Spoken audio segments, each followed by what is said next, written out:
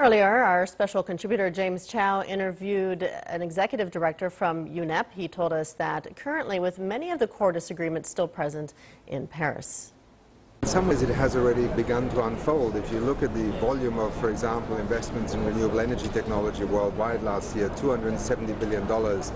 If you look at what is happening in China, but also in Europe and now in Africa with renewable energy technologies, this is in part an outcome. And we have to always remember, it's taken us a long time in the sense of making progress, but from the Intergovernmental Panel on Climate Change that gave us the science, the Framework Convention that brings us together every year, looking at the risks of inaction, but now actually shaping a whole new low-carbon global economy. And that is going to be the prospect that will also, I think, trigger an energy revolution in the coming years.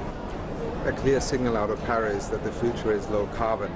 And to put it in a people perspective, as you know, UNEP is headquartered in Africa, in Kenya. We look every day at this number of 700 million African citizens without access to electricity.